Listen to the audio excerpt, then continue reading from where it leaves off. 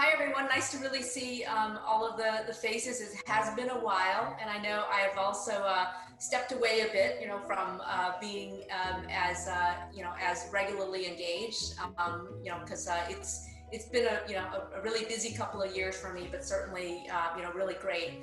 So I would say, starting out with my favorite memories, it is really about being able to have these venues, throughout the year, where I'm able to meet with, many of you, catch up one-on-one, really understand, how, where everybody's growing. And that was really kind of the key element for me, right? Is to be able to say, I met Kyla, 5 years ago, I met Lois 4 years ago, and really kind of, being able to hear, Kyla, your story is really amazing. Also, the other part for me has been being able to bring on, some other really fabulous ladies, onto this. I see Monica, I see Mindy, and certainly for me, it was, such an exciting time really to be able to share, the network, the commitment of this group, and really, we really foster and back each other up. And that to me is, so much a part of being this group.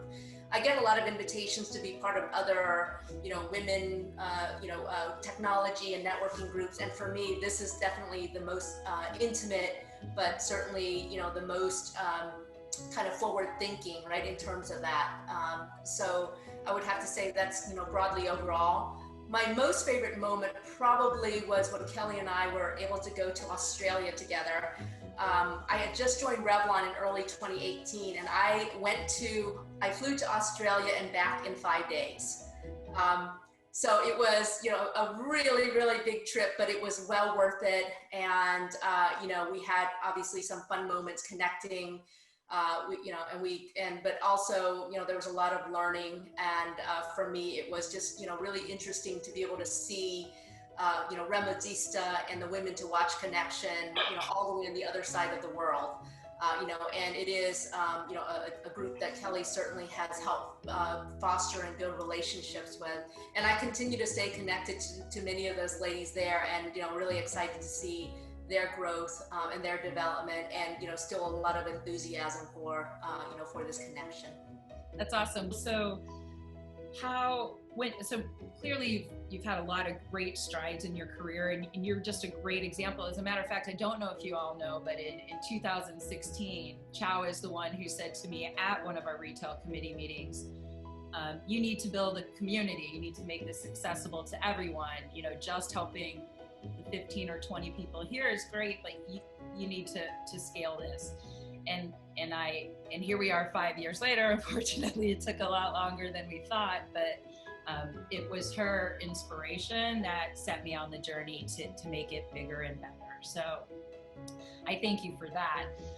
What I want to ask you is, we've always used purpose in this business, and I don't know that I knew the value of that when I started. I just knew that was the key concept to making community as a business model work.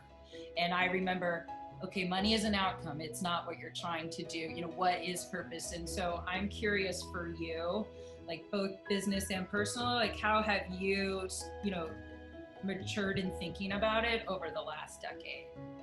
Yeah. So I would say that, in general too, everything I've looked to do has always been a very purposefully driven journey, right? Whether it is personal or professional. I'll say, speak to the professional side of things. I'm someone who, started out on the business side. I always knew I had this aptitude for technology, and was really able to, part way into my career, be able to leverage and learn, from leaders, right, around, how do I evolve my career? How do I really kind of leverage resources and capabilities?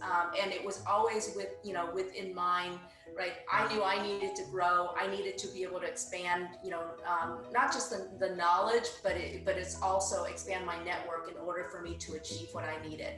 I really have taken that purpose and really kind of instilled it into the teams and the companies, that I've worked for. So purpose for me comes in terms of, making sure I support, people within the professional environment, the community, Number two is purpose around, always really thinking about, my 3 to 5 year plan. And that continues to shift, certainly, based on timing, where I am, but I've always also purposely made decisions around my career, in order to, to really ensure that, I'm always driving and striving to be my best.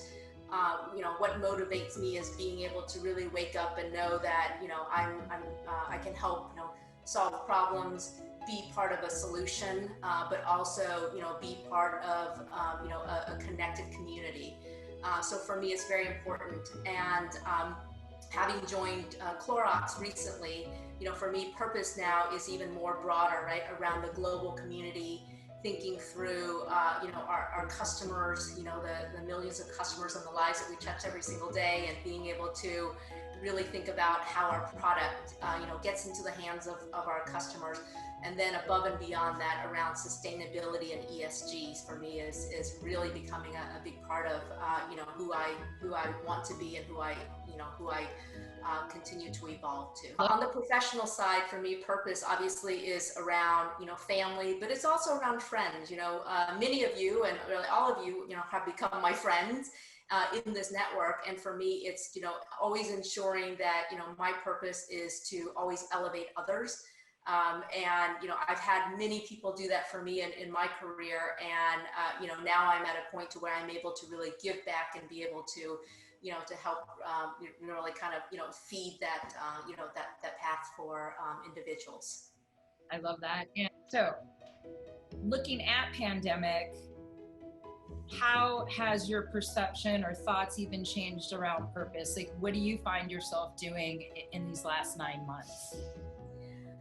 I would say that, even more so thinking about, not being connected in person, not having that ability to just kind of look each other directly in the eye, and using technology, right, as a way to communicate.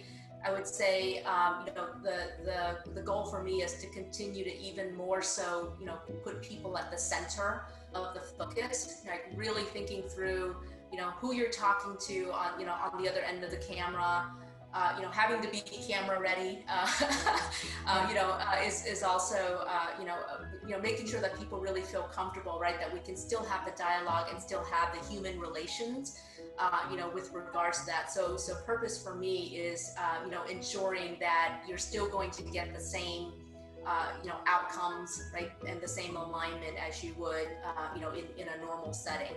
I think that's number one. And I would say number two for me, purpose just during pandemic is ensuring that, our mental health, right, and these, and everything that is related around, the mental and the physical are, really important. So, I have to continue to, ensure that I'm thinking of that for myself, but certainly, everyone that I associate with.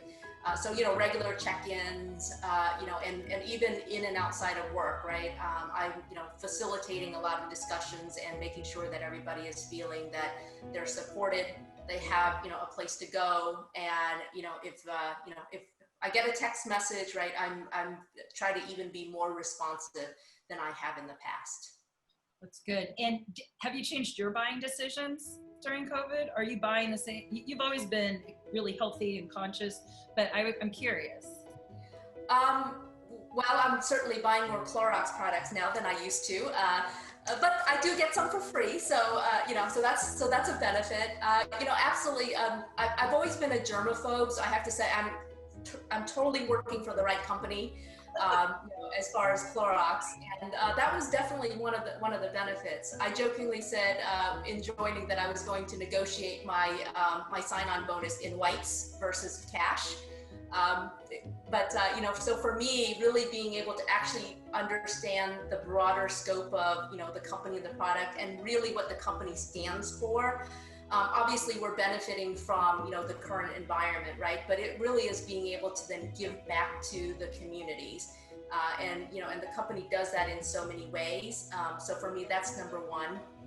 Number two, in terms of buying, small businesses right now is very important. So I ensure that I'm continuing to think about where do I want to spend my money, right? Where do I want to where do I want to contribute? And those are then that's definitely very important in terms of where and how and what I buy. And then I think number three is, really around being able to, to give back to those, that are, more in need. I've really kind of looked and really kind of balanced out, where I'm contributing, and even, to a large degree, right, my time. Whether it's virtual, that's where I can help to contribute, and in some cases being able to directly help in in the local communities. I'm still currently in New York, so there are several groups here, and then certainly when I transition, and I will be relocating to Durham, North Carolina, I'm starting to also think about what the community is down there, right, and get engaged very early and get involved. Sure. What are some of the methods you're employing to convey? My takeaway of working with you is your accessibility. What are some of the methods you are employing to convey this in a time of COVID, especially being in a new organization? I maybe and hope to be facing this soon. Yeah. Great question. So I really haven't changed my methods, in terms of, making myself accessible, and certainly, making sure that I'm approachable. What I've done with many companies ago, and I continue to do, is, when I join a company, I always take the opportunity, early on, to spend at least 15 or 20 minutes with every single individual.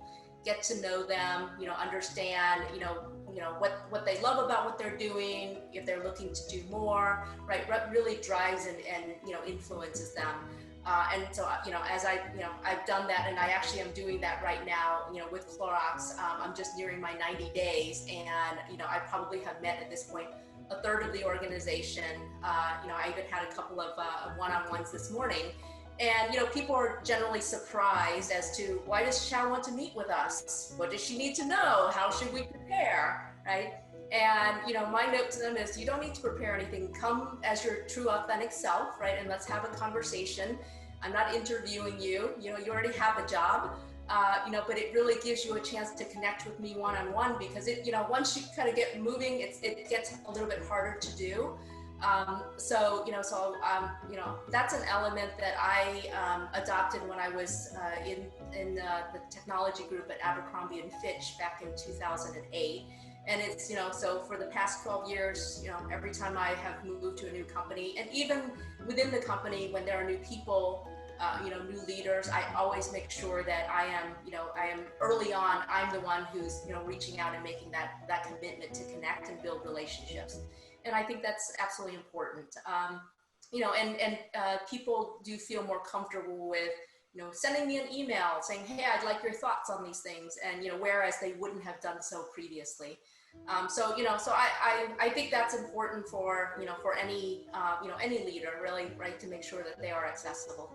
And I can see so many people, both on the attendee side and the panelist side, that you've influenced and brought this way. And there's a few women, and you are one of them, where there's such a following and adoration because of the way that you led when you were in someone's life. So I can see it, and it's such a compliment to be able to, or a luxury to be able to learn from you. And I appreciate the way that you steward people at your own level, people that are younger.